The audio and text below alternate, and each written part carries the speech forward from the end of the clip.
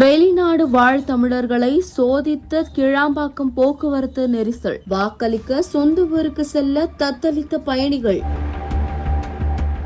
வாக்களிப்பது நாம் உரிமை என்ற உணர்வோடு கடல் கடந்து சிங்கப்பூர், மலேசியா, துபாய் உள்ளிட்ட நாடுகளிலிருந்து சென்னை விமான நிலையம் வந்திறங்கிய பயணிகளுக்கு காத்திருந்தது ஒரு பெரும் ஏமாற்றம்.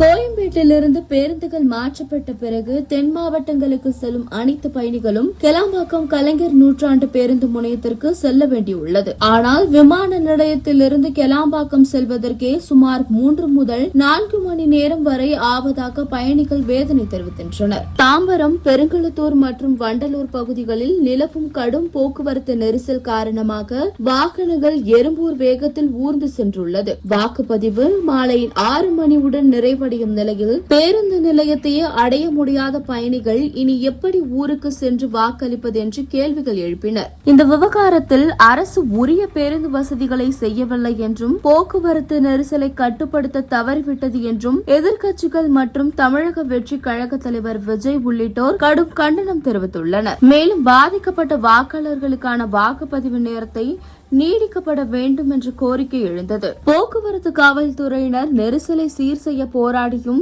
வாகனங்களின் எண்ணிக்கை வழக்கத்தை விட பல மடங்கு அதிகரித்துள்ளதால் நிலைமை கட்டுக்கடங்காமல் போனது. தங்கள் ஊர்களுக்கு சென்று ஜனநாயக கடமையை ஆற்ற துடித்த வெளிநாட்டு வாழ் தமிழர்களுக்கு இந்த போக்குவரத்து நெரிசல் ஒரு பெரும் தடையாக மாறியுள்ளது.